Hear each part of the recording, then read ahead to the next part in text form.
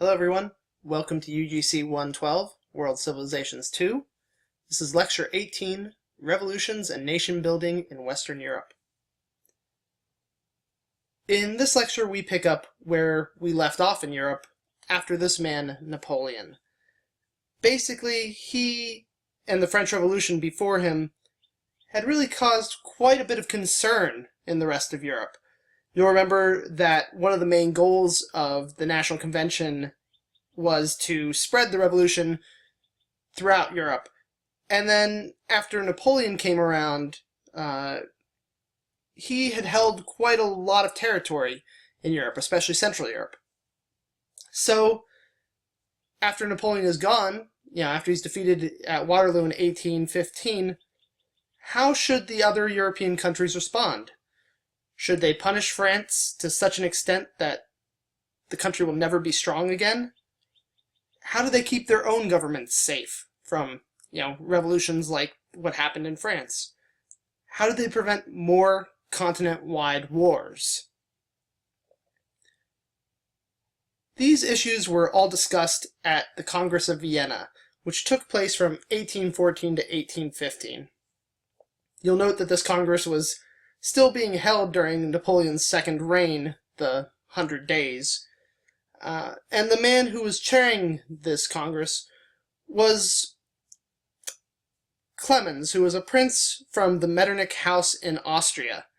He was also serving as the foreign minister of Austria, and then after 1821 he would serve as Chancellor of Austria. So we have this figure, this Austrian prince, leading the way at this Congress. Under his direction, the four major powers of Europe were successful in bringing Europe back together, basically.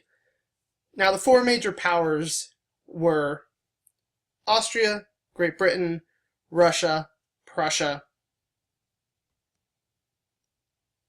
and France was kind of seen as this fifth power. I should also mention that there was a German confederation put together at this time in the Congress of Vienna. And we'll talk about this a little bit more as we go on in this lecture. And so with these four or five powers, as we want to see it, we see a creation of the balance of power. And the goal of the balance of power was to have all of the states kind of balance each other out. You didn't want to have one state that was too strong, like France under Napoleon. And in order to kind of balance things out, Prussia, we see they gain some territories in the German states. So Prussia becomes a little bit larger here, especially in the west. And then Austria gained some parts of northern Italy, including Venice. These are areas that Napoleon had captured earlier. And then Russia gained parts of Poland here. The Netherlands also became its own state. So there's the big kingdom of the Netherlands. We can see the crab claw right up there. And likewise, Napoleon had controlled this area as well. So basically, they're trying to figure out what to do with these lands that were formerly under the control of Napoleon, and most of those lands then became part of the major powers. Britain really doesn't get much because they're not really seen as a continent presence. They're certainly a power, and they played a large role in defeating Napoleon, but they were so strong worldwide with all of their holdings, in Asia, the New World, Africa, that they didn't really have any claim onto the continent, so they don't really get anything out of the continent, at least in terms of the Congress of Vienna. You can also see on this map that France was treated leniently, right? They were able to hold on to their traditional border, so France isn't getting any smaller. There's France, remember, if if you need to be reminded where it is. But France has its traditional borders. The Congress of Vienna also confirmed that Louis XVIII, the younger brother of Louis XVI, would be King of France. He was made King of France after Napoleon was defeated the first time, then he kind of loses it right when Napoleon comes back. Congress of Vienna reinstates him afterwards. So he is the king.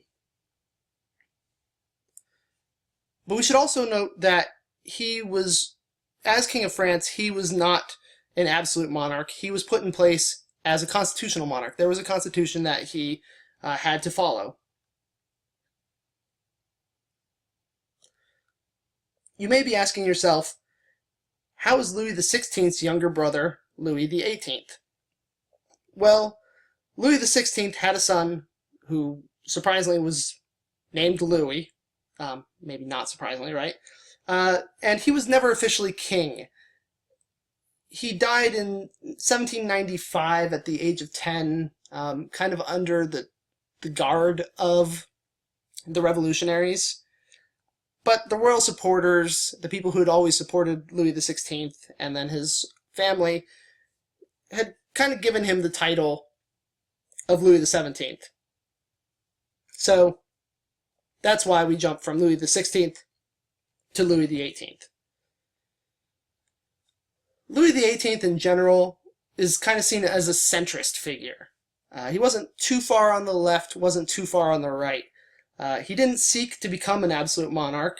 He accepted his position as a constitutional monarch, graciously. And in general, he tried to make his people happy. Louis XVIII would die in 1824, and here's a little spoiler for the rest of this. He will be the last French king to die while still ruling as king. And that leads us into our next point of this lecture. Despite the best efforts of the Congress of Vienna, the 19th century still featured some major changes in Europe. But throughout all these changes or attempted changes, the idea of the balance of power would still be a strong draw and still really linger in European politics.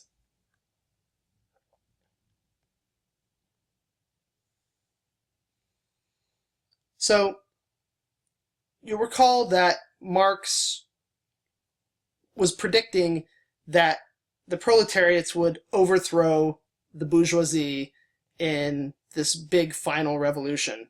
And he did so in his Communist Manifesto that he wrote with Friedrich Engels. But what we really see in the 19th century are revolutions being led by members of the bourgeoisie.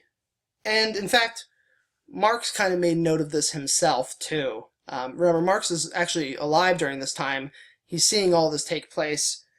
He sees this still as a general progression. This is still part of the bourgeois revolution. And eventually, that proletariat revolution will come forth. At least that's what Marx is seeing and saying as he watches the world around him.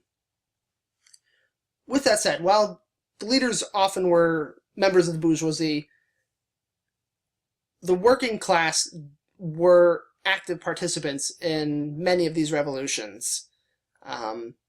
There wasn't some class struggle of the workers against the bourgeoisie, but the workers were definitely striving for a voice throughout all of this. So we don't see that simplified class struggle that Marx really thought would be happening. Instead, what we see are these kind of bourgeoisie and workers, in parts of revolutions. Now, for this lecture, we're going to kind of break down the types of revolutions that we see in the 19th century into two categories. The first was when a country was trying to free itself from the rule or control of another country. And then the second would be when a country was internally trying to change its own government. And let's look at some examples of these. The first one we're going to look at is the Greek War for Independence. From 1821 to 1832, Greece fought against the Ottoman Empire in this Greek War for Independence. Obviously, from the name of this war, this is an example of the first type.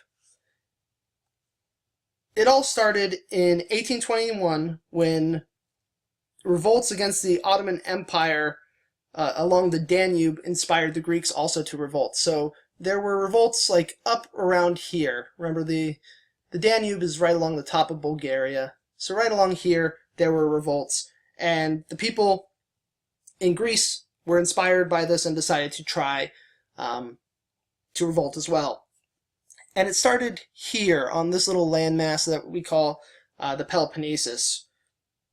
That's where the first revolt started in 1821, and they soon spread to Crete, Macedonia, right up there, and then central Greece itself.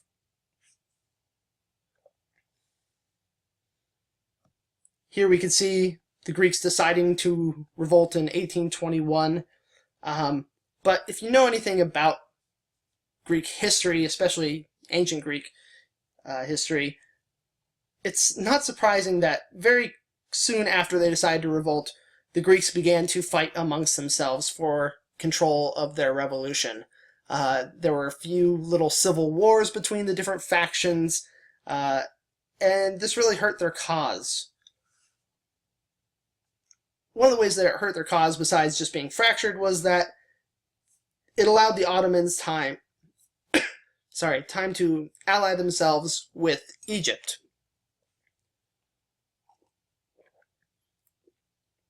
Once Egypt enters into this war, pretty quickly they begin to help tip the scales in the Ottomans' favor. By 1825, the Egyptians controlled pretty much the entire Peloponnesus, that little landmass that we saw. And with this fighting on, it brought the attention of this to the rest of Europe. And initially, Great Britain, Russia, and France really wanted to mediate, some type of peace between the two sides. And what they kind of wanted was, they offered Greek autonomy, but under Turkish sovereignty. So I don't really know how exactly that would work.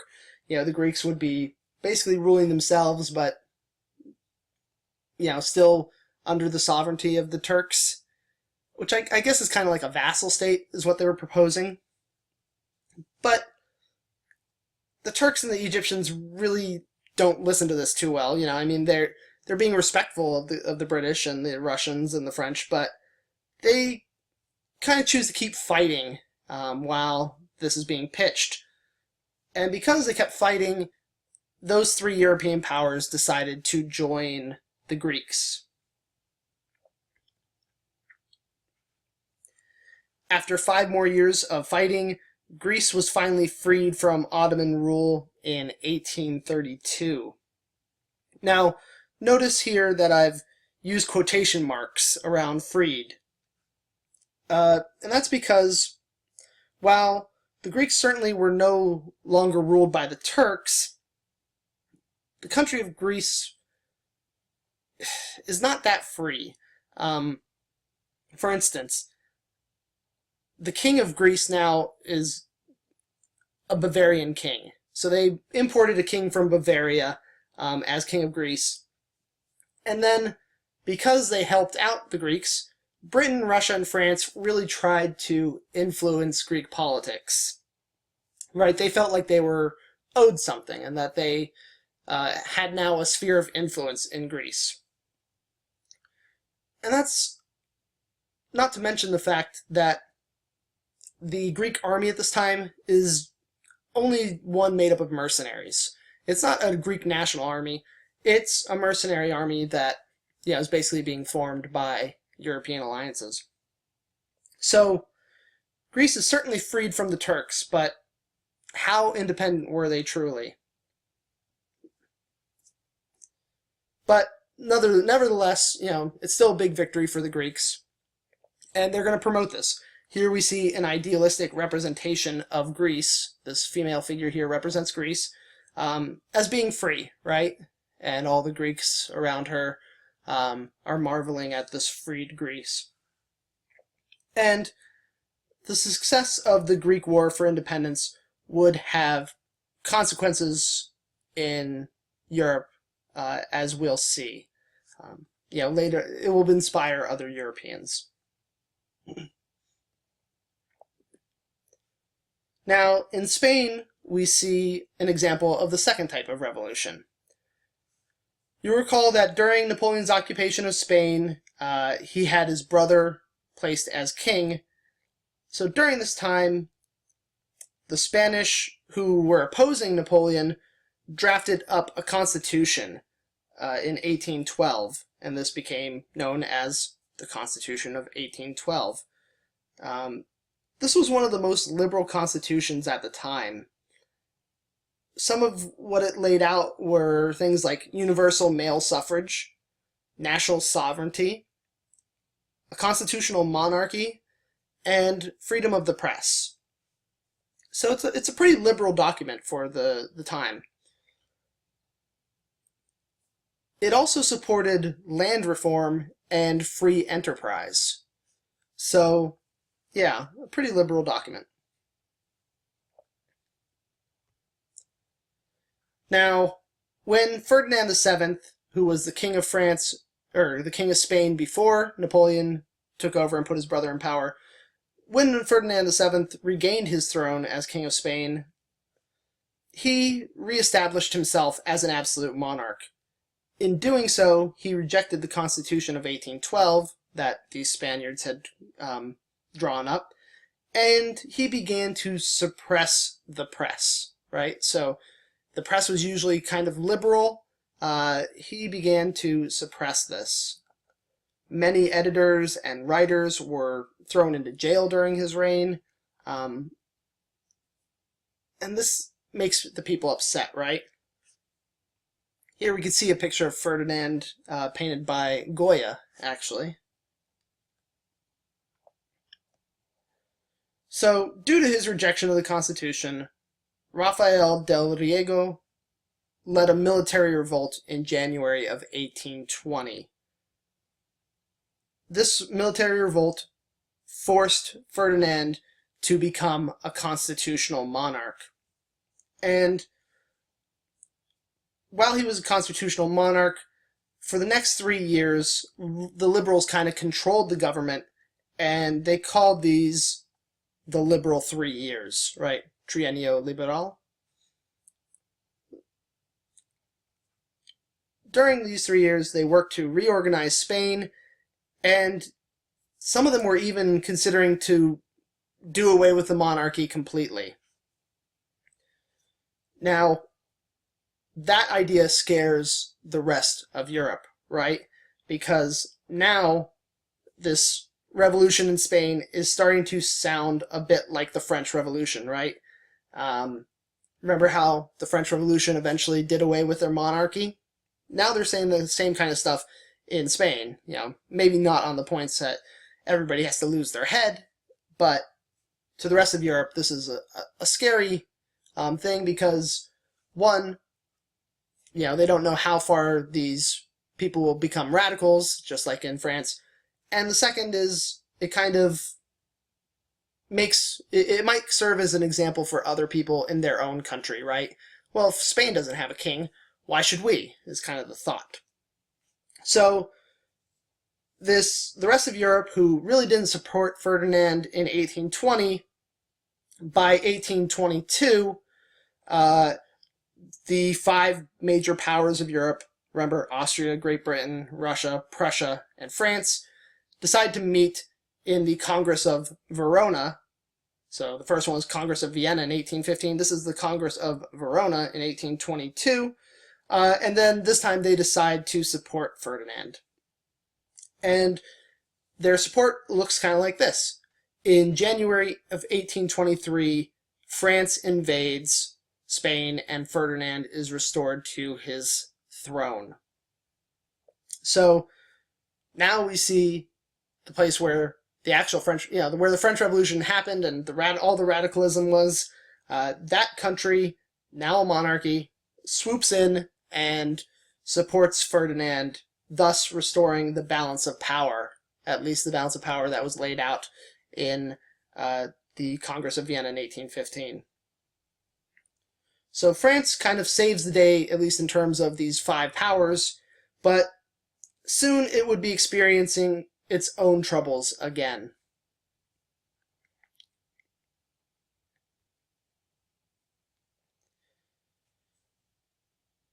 In 1824, as you'll recall, the centrist king of France, Louis XVIII, died.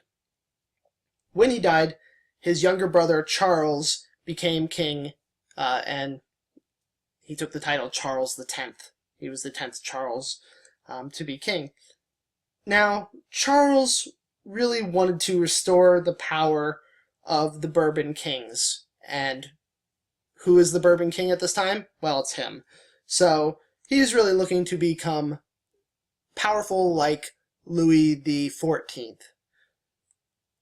He often gave the prime ministers who were working under him a list of laws that he wanted to be passed when they called Parliament together. So he's trying to, force the legislative branch to do what he wants. Because of this kind of open hostility towards constitutional, towards a constitutional monarchy, in July of 1830, there was an election. And now this election didn't go quite as he wished. How does Charles react when, this new election comes out and the people are supporting government that he doesn't like? Well, basically, he takes his ball and he goes home. What he does is he suspends the Constitution altogether, and he decided to dissolve Parliament. This is very, very absolutist, right? Basically, he's saying that he is the real government. This Constitution that was crafted, during the Congress of Vienna, that doesn't matter anymore. We're going to dissolve Parliament. And basically, what he did was he changed the electoral system so that, he would have a better chance of having a government that was elected that he liked. And once he changed the electoral system, he planned on having another election in September.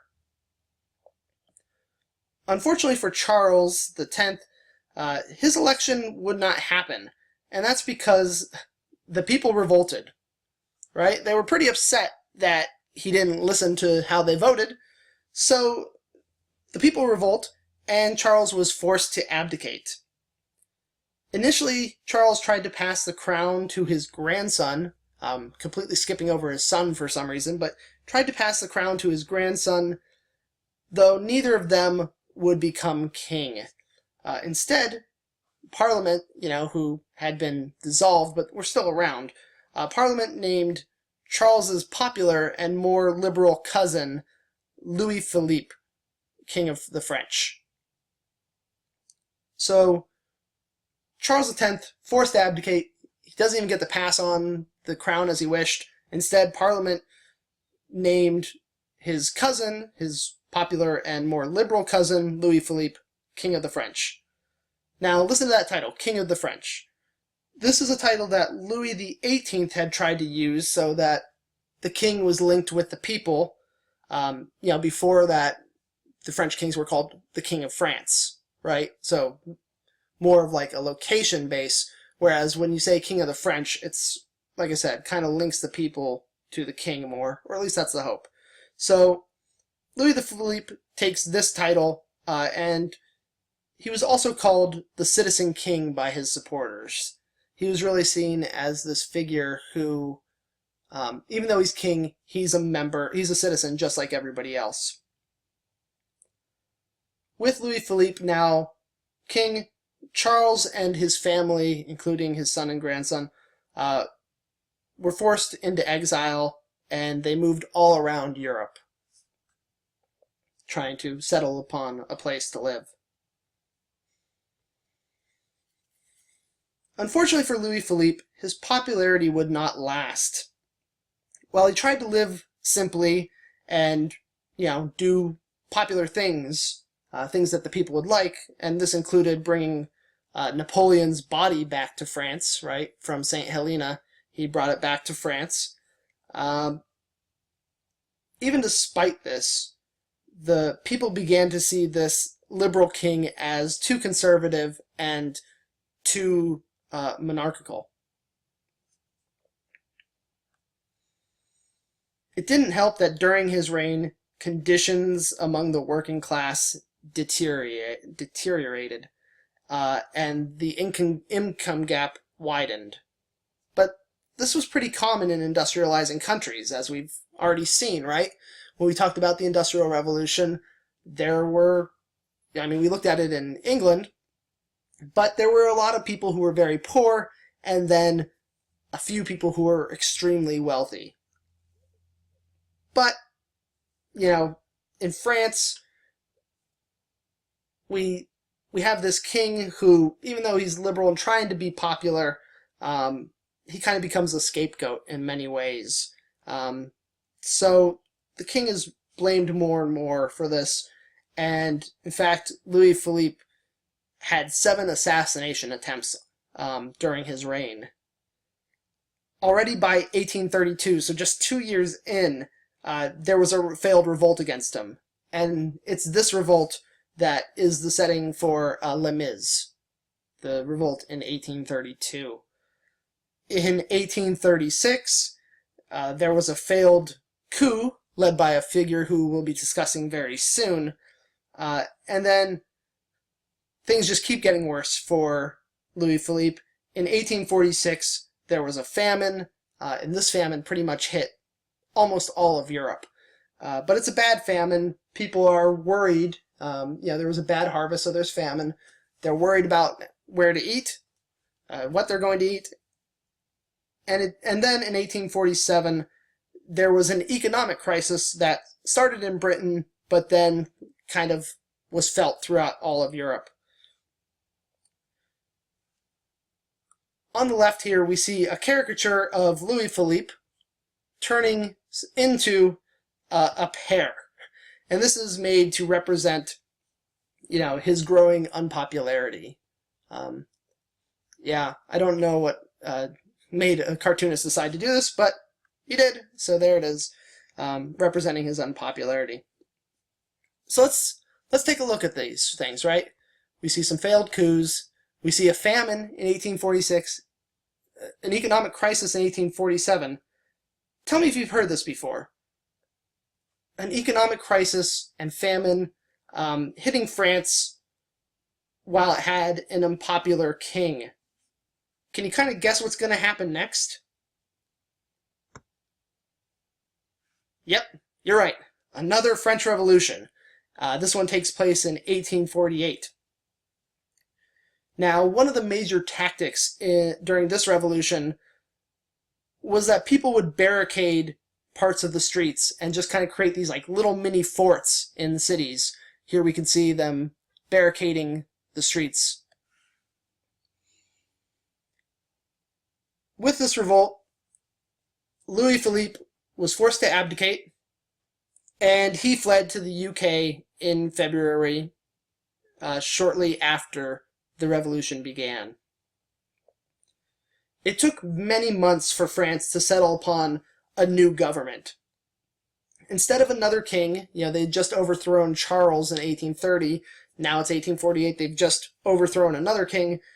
Instead of settling upon another king, France decided to give a republic a second chance. This is the first republic since the National Convention overthrew Louis XVI and then, kind of had the reign of terror, killing everybody, and slowly morphed into the Directory. This is the first time that France is going to try a republic since then. These elections were determined by universal male suffrage, so every male could vote, and the elections were held for president in December. So we have elections with universal male suffrage held in December. Who will possibly be president? A man named Louis Napoleon Bonaparte. That's who they elected as president of the Second French Republic, and it's in a landslide. Now, this name might sound familiar. Yes, he is related to Napoleon. This is the nephew of the famous Napoleon Bonaparte. And it's this figure, Louis Napoleon, who had actually tried to overthrow Louis Philippe in 1836, but failed. So we have this family member, this nephew of Napoleon, who Napoleon was always popular in France. Even after he died, even after he had lost, Napoleon was always popular with the common people.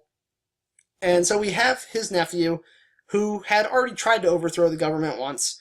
He is now entrusted as president. And the president in this form of the French Republic had quite a good amount of power. So this is a pretty strong position. It was so strong, in fact, that since it had so much power, the Constitution that the French made ordered that the president could not run for re-election. So basically he had 3 to 4 years to serve, then he had to give up his position, and he couldn't run for re-election. Do you think Louis Napoleon's going to like this idea? In December of 1851, Louis Napoleon, he had tried to make amendments to this constitution. He didn't get them passed. So what does he do? In December of 1851, he led a coup and overthrew the Republic. Again, does this sound familiar at all? We have a Napoleon Bonaparte overthrowing the government. Can you guess what happens next? After working on a new constitution for over a year, Louis Napoleon just decided to forget being president altogether. At one point he thought, maybe I'll be president and I'll set the term limits for 10 years. But no, he decided, forget it. I'm going to become, instead of being president, I'm going to become emperor. And on December 2nd, 1852, exactly 48 years to the day that Napoleon was crowned emperor, Louis Napoleon becomes Emperor of France, and he takes the title Napoleon III. So now we see Louis Napoleon become Emperor Napoleon III. And similarly with what we saw with Louis XVII, Napoleon's son was kind of recognized as Emperor Napoleon II, even though he never ruled and he died well before this. So to recap, again, we see France, which just resisted an absolute king, an absolute monarchy under the title of king, time and time again, right? They hated Charles X. They, overthrew him. Louis Philippe, who was very liberal, they still thought he was too much of a monarchy, so they overthrew him. Despite all this, we see France now in the hands of an authoritative hereditary monarch, but under the title of emperor and part of the family of Napoleon. So basically, just like we saw in the earlier French Revolution, the French are willing to give up everything that they fought for one of these strong figures who happen to be in the Bonaparte family. Napoleon III, like the original Napoleon, did a lot of good for France, and that's part of why they were so popular, right? So he has all this power, he does a lot of good for France. For example, he was very, very good for the French economy. He was decently successful in war, perhaps a bit too ambitious at times in war, but pretty successful. And He also made a lot of improvements to the city of Paris, as well as other cities in France, which we'll see in our next lecture, actually. Now, a bit later in this lecture, we're gonna see what happens to Napoleon III and how his reign comes to an end. Obviously, people can't reign forever. We see 1870 is when Napoleon III stops ruling as emperor. We'll see how that occurs in just a second. Well, not a second, but in a little bit. As mentioned earlier, the economic crisis of 1847 was felt throughout Europe. France's revolution in 1848 was really just the tip of the iceberg.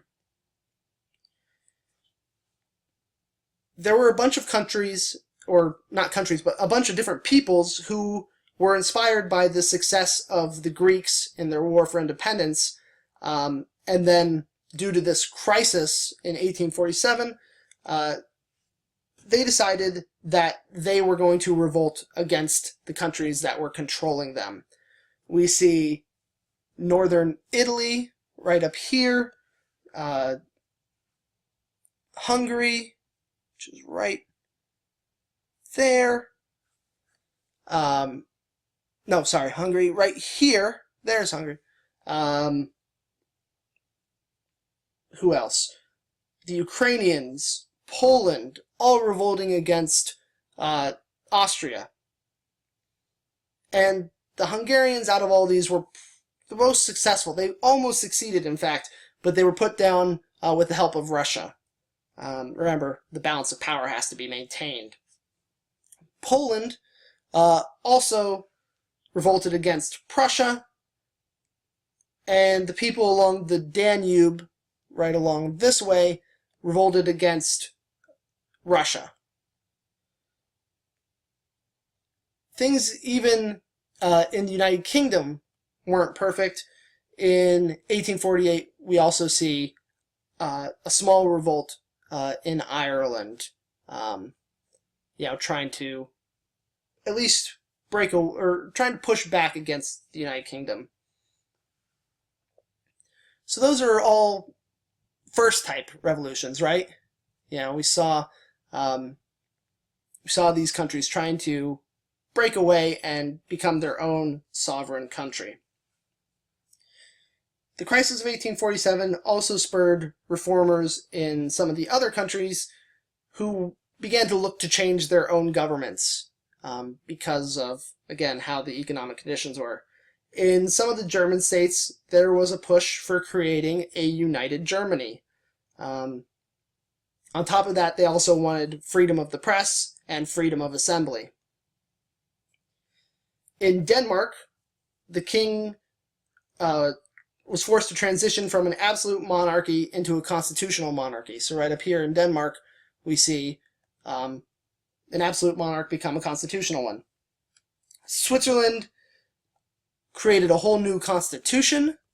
There's Switzerland there. Due to the revolts. And Sicily, down here, actually freed itself from its king for about 16 months until it was retaken over by that same king.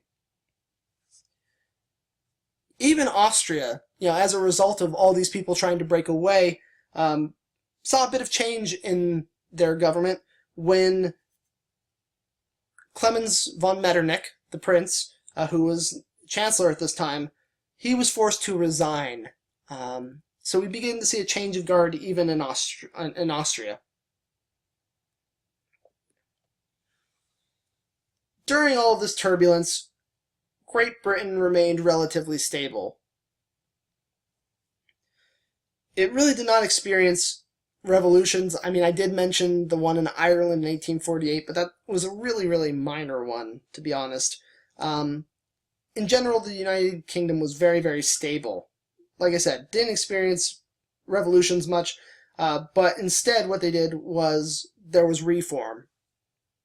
And in fact, you'll recall from not the last lecture, but the lecture on the Industrial Revolution and how it changed society, You'll recall the Factory and Mines Acts that were passed during these very turbulent years on Europe.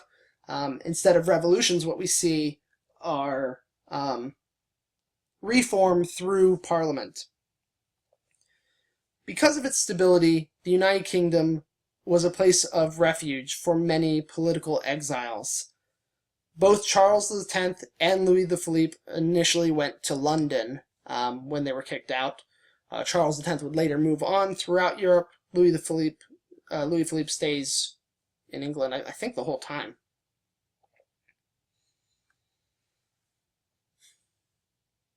So we have this stable country.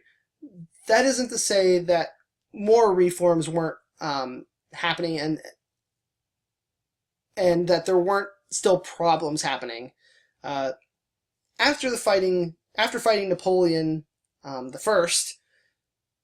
the rich landlords in Parliament began to pass acts that we call the Corn Laws.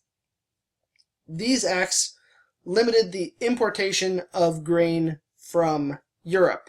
So from 1815 on, it became more and more difficult to import grain from Europe. This meant that there was less competition for the large landowners. That's really good for them, right? Without competition, that allowed them to control the prices of grain and made it so that basically everybody had to buy from them. Now, what could possibly go wrong from solely relying on one source of grain within England, right? What could go wrong? Well, when a famine does hit, that could create quite a strain. And you'll recall, in 1846, there was a famine. A bunch of bad harvests happened, so there's a famine, and England was left scrambling to try to find enough grain for its people. Because of this famine, the Corn Laws were repealed, and the people could again import grain from Europe.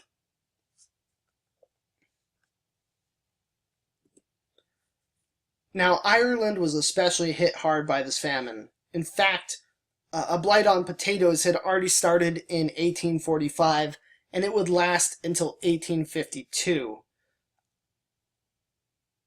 This was one of the major factors in for the revolt in 1848. Right, that's right in the middle of this. It's a very, very bad famine. Around 1 million people would die due to this potato famine, and then another million or so would be forced to leave the country. Right, they just couldn't live there anymore.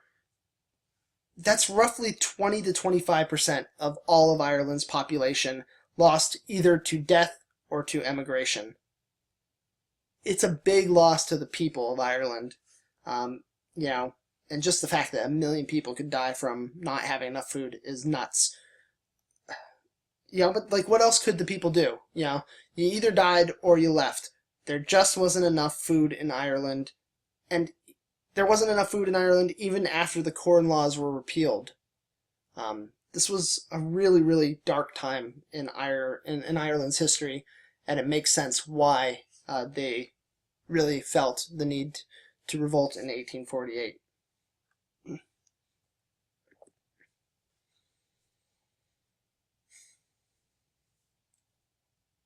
So last lecture we talked a little bit about nationalism.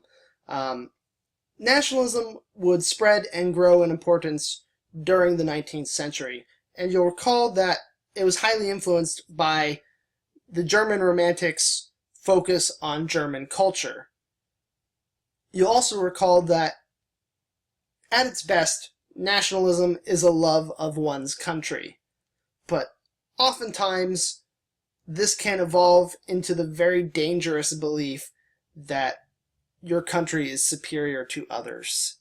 And that's causes a lot of problems. The spread of nationalism can be linked to the first type of revolutions that we're talking about, in terms of our two types of revolutions in the 19th century. The spread of nationalism can definitely be linked to the first type of those. in those revolutions, we see groups of people like the Greeks, the Hungarians, the Poles, the Serbs, etc., trying to create their own countries by kicking out those who are ruling over them. So that makes sense. Nationalism would also drive groups of people to unite and form new countries. One of those countries would be Italy. Italy had been divided basically since the fall of the ancient Romans. Napoleon had briefly controlled much of Italy through occupation or treaty. We can see, here's the territory in Italy that Napoleon controlled as France. Here we see the Kingdom of Italy, and we see the Kingdom of Naples. The Kingdom of Italy at this time was ruled by Napoleon's family, and then this area here owned by an extended family, either like a brother-in-law or father-in-law, so on. So basically, all of Italy is united in the sense that they're all pro-Napoleon, if not a single state. After Napoleon, obviously, in 1815, the Congress of Vienna had to reorganize Italy. We can see, again, Austria gaining control of northern Italy, the traditional states kind of put back in power. In 1820, there were two different revolts in Italy. The first began in the Kingdom of the Two Sicilies, right down here, where the people forced the state to become a constitutional monarchy. This revolt inspired a secret society called the Carbonari, which means the charcoal burners, to try to unite northern Italy. So they saw what was happening down in southern Italy. People in the north, these Carbonari members, tried to unite northern Italy. They failed in doing this, but their actions did create a constitutional monarchy in the Kingdom of Sardinia and Piedmont. So these are one kingdom called Sardinia-Piedmont, or Piedmont-Sardinia. You'll hear them either way. So in general, it failed, but it did bring along a constitutional monarchy.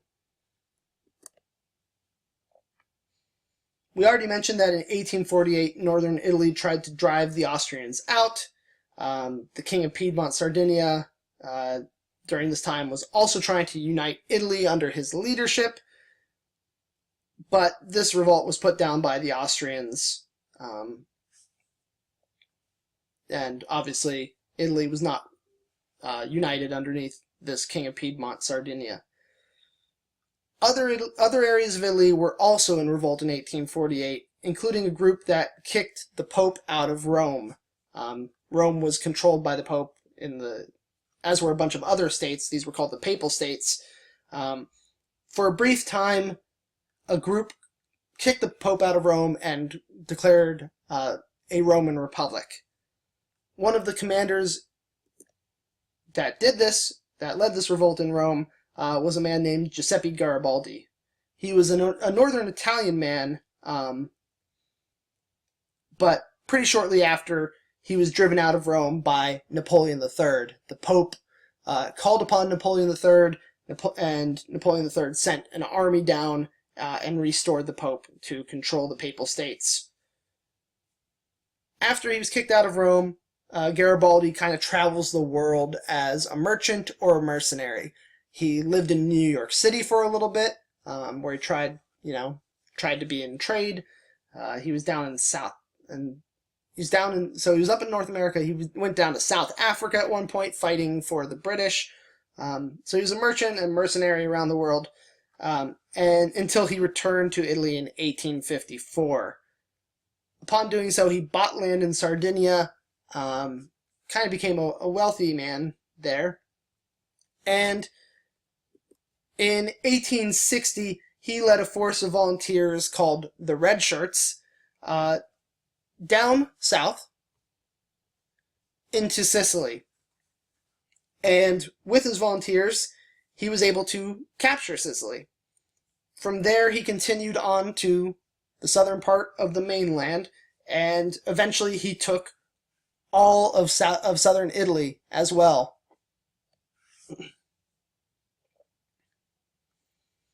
Since he was originally from the north, he had strong allies there who helped him out. His strongest allies were the leaders of Sardinia, Piedmont, or Piedmont, Sardinia, the Count Camillo Benzo of Cavour, who was the prime minister of Piedmont, Sardinia, as well as the King Victor Emmanuel. These were his primary allies.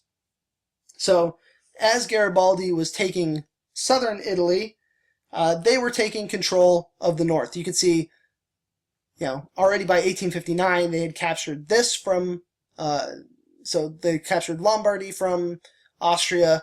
In 1860 they'd be moving down through Modena, Tuscany, part of the Papal States, then moving down here, taking more of the Papal States until they met up with Garibaldi basically right here. So by 1866, after they removed the Austrians from the area around Venice, basically all of Italy is united except for the area around Rome, which the Pope was still in control of. And the reason why the Pope was still in control there was because he had the help of Napoleon III, right? Napoleon III had French troops in there to protect the Pope. In 1870, the French troops withdrew, and then, not surprisingly, the Papal States fell to Victor Emmanuel. So all of Italy is united, and Victor Emmanuel becomes king of Italy. He'd already been calling himself King of Italy since 1861. Now, with finally the area around Venice and the area around Rome captured, we see, basically what the borders of Italy would be in 1870. So now, Italy is united under Victor Emmanuel. Why did the French leave in 1870? To answer that, we have to look at the rise of another new unified country. Oh, sorry, there's Victor Emmanuel there with his glorious mustache and goatee. Look at that. That is great. But yes, as I said, why did the French leave in 1870? We have to look at the rise of another unified country, and that country is Germany. In the 18th century, you'll recall that there was no Germany. Instead, there were roughly, 40 separate states or so, and sometimes these were called the Holy Roman Empire, which was this weird kind of state alliance type thing, but really by the 18th century, there was no real unification, even under the banner of the Holy Roman Empire. These were separate little states, depending on the size. Some could be rather large, some could be just little city-states. Similarly to Italy, much of Germany had experienced some unification during Napoleon. It was during this time that the area was called the Confederation of the Rhine. We can see it right there. There's the Confederation of the Rhine. This forced unification by the French, as well as Romanticism, led many Germans to aim for a united Germany, but one that was controlled by Germans themselves.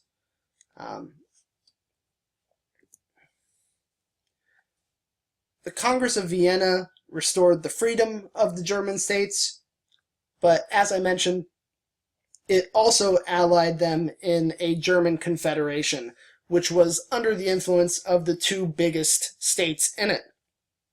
That would be Austria here, that's in this part of the dark green, and this light green here, and Prussia, which was this part of the dark green and this part of the light green, as well as this dark green here. Austria took the senior position in the Confederation, and Prussia was the junior member, or like the junior leader of this. Prussia began to gain the upper hand in the Confederation when Otto von Bismarck became its minister-president starting in 1862. This is a man who famously told one of the councils in Prussia, "The great questions of the time will not be determined by speeches and majority decisions, but by iron and blood." And expressing that sentiment, it is not surprising that Prussia soon found itself at war. They were very successful in war. Prussia defeated Denmark in 1864 and then Austria in 1866. The defeat of Austria made Prussia the senior member of the German Confederation, and in fact, Austria wasn't even a member anymore. The Northern German Confederation kind of was forced around Prussia. From 1870 to 1871, this new Northern German Confederation fought Napoleon III's French Empire.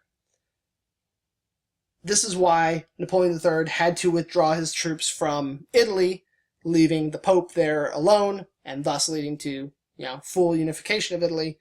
But despite calling up these troops from Italy, Napoleon III ended up losing anyways. And as a result, Napoleon III was forced to abdicate as emperor.